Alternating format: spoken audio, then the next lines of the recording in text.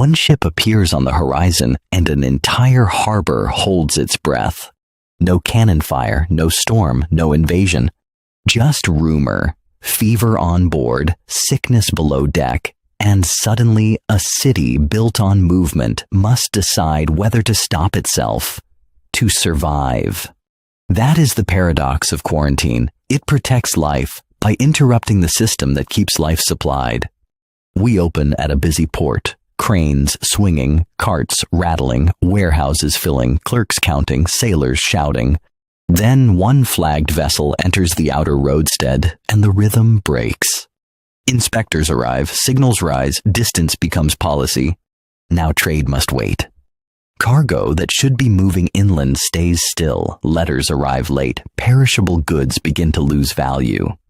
Prices start moving before the first patient is even confirmed. Quarantine sounds medical, but in practice, it is logistical power. A port authority can isolate ships, detain crews, inspect manifests, restrict access, and decide which risks are tolerable and which are too dangerous for the city to absorb. That turns health into administration. Lazarettos, inspection stations, sanitary passes, isolation zones all become part of the machinery.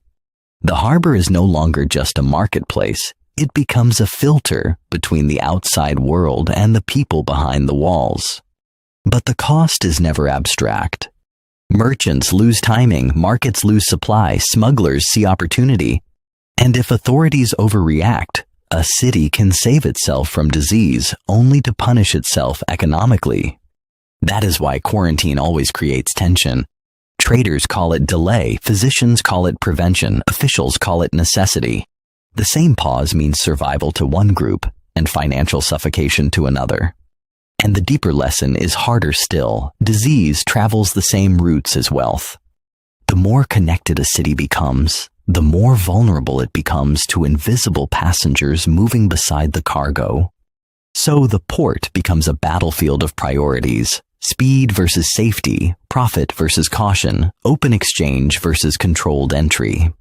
In the end, quarantine is not only about sickness. It is about what happens when a society realizes that free movement has a biological cost. One delayed ship can save a city or choke an economy. That is why ports became places where medicine, fear, and trade learned to negotiate.